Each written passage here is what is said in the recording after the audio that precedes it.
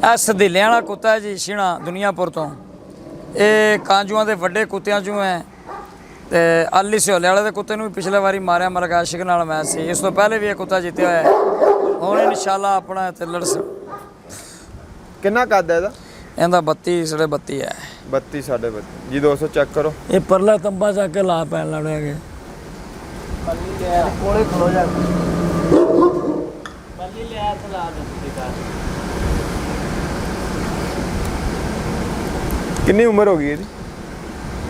ਹੁਣ ਹੈ ਵੀ 4.5 ਸਾਲ ਦਾ। 4.5 ਸਾਲ 4 4.5 ਸਾਲ ਬਣ ਜਾਏਗੀ ਨਾ ਸੀਜ਼ਨ 'ਚ। ਕੁੱਤੇ ਦੀਆਂ ਕੀ ਬਰੀਕੀਆਂ ਦੇਖਦੇ ਹੋ ਲੈਣ ਲੱਗੇ? ਮੈਂ ਲੈਣ ਲੱਗਿਆ ਕੁੱਤੇ ਦੀ ਪੁੱਛਲ ਬਰੀਕ ਹੋਣੀ ਚਾਹੀਦੀ ਹੈ, ਛੋਟੀ ਹੋਣੀ ਚਾਹੀਦੀ ਹੈ, ਅੱਖ ਬਰੀਕ ਹੋਣੀ ਚਾਹੀਦੀ ਹੈ, ਚਮੜੀ ਬਰੀਕ ਹੋਣੀ ਚਾਹੀਦੀ ਹੈ। ਬਾਕੀ ਮੈਂ ਉੱਥੇ ਜਾ ਕੇ ਕਦੇ ਨਹੀਂ ਪੁੱਛਿਆ ਵੀ ਇਹ ਕੁੱਤਾ ਕਿਹੜੇ ਕੁੱਤਿਆਂ 'ਚੋਂ ਹੈ। ਜਿਸਲੇ ਲੈਣ ਜਾਓ ਤਾਂ ਉਹ ਕੁੱਤਾ ਦੱਸਣਗੇ ਵੀ ਜਿਹੜਾ ਕਦੇ ਕਿਸੇ ਤੋਂ ਹਾਰੇ ਨਾ ਹੋਵੇ। ਤੇ ਬਾਕੀ ਇਹ ਵੀ ਚੰਗੇ ਜੋ ਮਾੜੇ ਤੇ ਮਾੜੇ ਚੰਗੇ। ਬਿਲਕੁਲ। ਬਸ ਇਹ 2-3 ਨਿਸ਼ਾਨੀਆਂ ਵੇਖ ਕੇ ਕੁੱਤਾ ਲੈ ਲਈਦਾ। ਕੁੱਤਾ ਪੇਟ 'ਚ ਪਾਣ ਲੱਗੇ ਕਿੰਨੀਆਂ ਤਪਣੀਆਂ ਦਿੰਦੇ ਹੋ? ਕੀ ਲਾਏ ਅਮਲ ਹੁੰਦਾ ਵਾ? ਪਹਿਲੀ ਗੱਲ ਹੈ ਕਿ ਵੀ ਜਿਹੜੇ ਵੱਡੇ ਕੁੱਤੇ ਮੇਰੇ ਮੈਂ ਉਹਨਾਂ ਕਦੇ ਤਪਾਇਆ ਵੀ ਕੋਈ ਨਹੀਂ। ਤੇ ਨਹੀਂ ਤਾਂ ਬਸ ਇੱਕ ਤਪਣੀ ਹੱਥ ਦੇ ਦੇਣਾ, ਕਿਸੇ ਨੂੰ 2 ਦੇ ਦੇਣਾ ਤੇ ਕਿਸੇ ਨੂੰ ਨਹੀਂ ਵੀ ਦੇਣਾ। ਵੈਸੇ ਲਾਏ ਨੇ ਮੈਚ? ਵੈਸੇ ਲੈ ਜਾਣਾ ਜੀ ਦੋਸਤੋ ਚੈੱਕ ਕਰੋ ਕੁਆਲਿਟੀ ਕੁੱਤੇ ਦੀ ਤੇ ਕਮੈਂਟ ਦੇ ਅੰਦਰ ਜ਼ਰੂਰ ਦੱਸਣਾ ਤੁਸੀਂ। ਜਿੰਨੇ ਵੀ ਦੇਖਣ ਵਾਲੇ ਹਜ਼ਰਾਤ ਆ ਪਾਕਿਸਤਾਨ ਦੇ ਅੰਦਰ, ਇੰਡੀਆ ਦੇ ਅੰਦਰ, ਪੂਰੀ ਦੁਨੀਆ ਦੇ ਅੰਦਰ, ਉਮੀਦ ਹੈ ਸਾਡੀ ਵੀਡੀਓ ਤੁਹਾਨੂੰ ਪਸੰਦ ਆਏਗੀ। ਕੁਆਲਿਟੀਆਂ ਦੇ ਜਾਨਵਰ ਤੁਹਾਨੂੰ ਦਿਖਾ ਰਹੇ ਹਾਂ ਰਾਓ ਕਾਲਾ ਲੰਬੜਦਾਰ ਸਾਹਿਬ ਦੇ। ਇਹਨਾਂ ਦੇ ਡੇਰੇ ਤੇ ਮੌਜੂਦ ਹਾਂ ਜੀ। ਸ਼ੁਕਰਗੁਜ਼ਾਰ ਇਹਨਾਂ ਨੇ ਸਾਨੂੰ ਟਾਈਮ ਦਿੱਤਾ ਆਪਣੇ ਕੀਮਤੀ ਵਕਤ ਦੇ ਵਿੱਚ। ਤਾਰਕ ਗਿੱਲ ਸਾਹਿਬ ਵੀ ਸਾਡੇ ਨਾਲ ਮੌਜੂਦ ਆ ਜੀ, ਬੜੇ ਅੱਛੇ ਸ਼ਿਕਾਰੀ ਨੇ। ਇਹਨਾਂ ਕੋਲ ਵੀ ਥੋੜੀ ਗੱਲਬਾਤ ਹੋਏਗੀ ਜੀ। ਇਹ ਤੁਹਾਨੂੰ ਜਾਨਵਰ ਦਿਖਾ ਰਹੇ ਹਾਂ ਜੀ ਕੁਆਲਿਟੀਆਂ ਵਾਲਾ।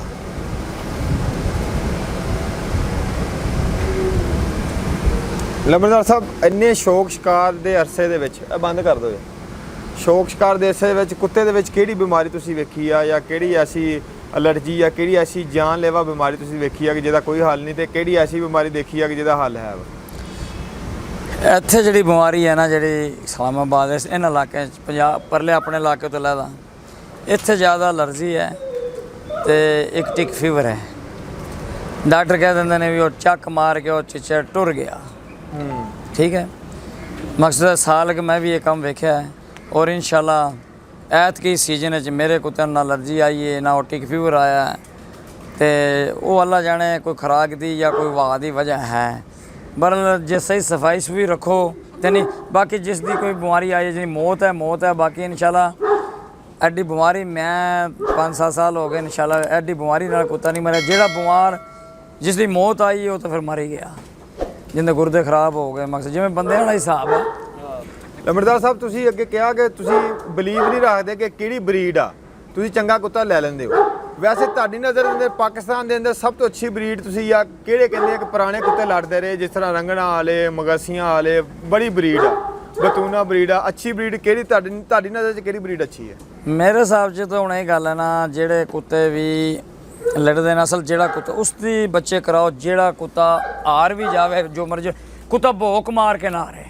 ਅੱਛਾ, ਕੁੱਤਾ ਲੰਮਾ ਪੈ ਜਾਵੇ, ਡਿੱਗ ਜਾਵੇ, ਦਮੋਂ ਆ ਗਿਆ, ਬੇਵੱਸ ਹੋ ਗਿਆ, ਆਵਾਮ ਨੂੰ ਪਤਾ ਲੱਗੇ ਕੁੱਤਾ ਬੇਵੱਸ ਹੋ ਕੇ ਕਦਮ ਭਰ ਗਿਆ, ਉਸ ਦੇ ਬੱਚੇ ਲੈ ਲਓ। ਜਾਂ ਕੁੱਤਾ ਲੰਮਾ ਪੈ ਗਿਆ ਮਾਰ ਖਾ ਕੇ ਉਸ ਦੇ ਬੱਚੇ ਲੈ ਲਓ। ਭਾਵੇਂ ਕੋਈ ਕੈਡਾ ਹੀ ਨਸਲੀ ਹੈ ਨਾ, ਜਿਹੜਾ ਕੁੱਤਾ ਭੌਂਕ ਮਾਰਦਾ ਉਸ ਕੋਲੋਂ ਬੱਚੇ ਮਤ ਲਓ। ਉਸ ਦੀ ਨਸਲ 'ਚੋਂ ਭੌਂਕ ਜਾਂਦੀ ਹੀ ਕੋਈ ਨਹੀਂ। ਜਦੋਂ ਉਸ ਨੇ ਭੀੜਾ ਪਿਆ ਤਾਂ ਉਸ ਭੌਂਕ ਮਾਰ ਨਹੀਂ ਮਾਰਦੀ। ਕੱਲਾ ਦੁੱਧ ਕਾੜ ਕੇ ਦਿੰਦੇ ਹੋ? ਕਾੜ ਕੇ। ਕਿੰਨਾ ਕੁ ਦੁੱਧ? ਯਾਨੀ ਕਿ ਕਿਲੋ ਦੁੱਧ ਮੈਂ ਦੁੱਧ ਨਹੀਂ ਦਿੰਦਾ। ਵੱਡਾ ਕੁੱਤਾ ਕਿਲੋ, ਉਸ ਤੋਂ ਬਾਅਦ 3 ਪਾ, ਅੱਧਾ ਕਿਲੋ ਬਸ।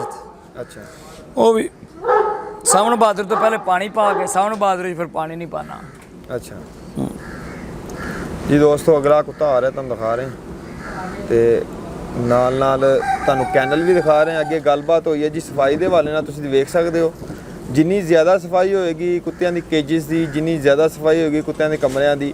ਇਹ ਸਾਹਮਣੇ ਕਮਰੇ ਨੇ, ਇਹਨਾਂ ਦੇ ਵਿੱਚ ਇਹਨਾਂ ਨੇ ਪੈਕ ਕਰਦੇ ਨੇ। ਸੂਰਜ ਨਿਕਲਣ ਤੋਂ ਪਹਿਲਾਂ ਉਹਨਾਂ ਨੇ ਅੰਦਰ ਪੈਕ ਕਰਦੇ ਨੇ। ਇਹ ਵੀ ਇੱਕ ਬੜੀ ਵੱਡੀ ਗੱਲ ਆ ਕਿ ਅਸੀਂ ਉੱਠੇ ਹਾਂ ਸੁਬਾਹ ਉਸ ਤੋਂ ਪਹਿਲਾਂ ਉਹਨਾਂ ਨੇ ਕੁੱਤੇ ਮੁੰਡਿਆਂ ਨੇ ਫੇਰ ਕੇ ਤੇ ਕੁੱਤੇ ਇਹਨਾਂ ਨੇ ਇਸ ਪਿੰਜਰਿਆਂ 'ਚੋਂ ਕੱਢ ਕੇ ਬਾਹਰ ਅੰਦਰ ਪੈਕ ਕਰਤੇ ਨੇ ਹਨੇਰੇ ਦੇ ਵਿੱਚ। ਮੱਖੀ ਦਾ ਬਹੁਤ ਜ਼ਿਆਦਾ ਇਸ ਮੌਸਮ ਦੇ ਵਿੱਚ ਮੱਖੀ ਬਹੁਤ ਤੰਗ ਕਰਦੀ, ਚੰਗੇ ਤੋਂ ਚੰਗੇ ਕੁੱਤਿਆਂ ਨੂੰ ਕੀੜੇ ਪਏ ਆ। ਕਿ ਓਏ ਮੱਖੀ ਤੋਂ ਬਚਾਣਾ, ਇਸੇ ਕਰਕੇ ਹੁਣ ਤੁਸੀਂ ਜਿਹੜੇ ਆਏ ਹੋ ਸਵੇਰ ਟਾਈਮ ਉੱਠੇ ਹੋ ਤੇ ਤੁਹਾਡੇ ਤੋਂ ਪਹਿਲੇ ਕੁੱਤੇ ਫਿਰ ਕੇ 6 ਅੰਦਰ ਵਜੇ ਤੋਂ ਪਹਿਲਾਂ 6:30 ਵਜੇ ਕੁੱਤੇ ਜਿਹੜੇ ਨਾ ਅੰਦਰ ਹੋ ਗਏ ਸੀ। ਇੱਕ ਕੁੱਤਾ ਐਂਡ ਵਾਲੇ ਕੁੱਤੇ ਲੈ ਕੇ ਆ ਰਹੇ ਸੀ ਮੁੰਡੇ ਹਾਂਜੀ ਵਾਪਸ। ਬਿਲਕੁਲ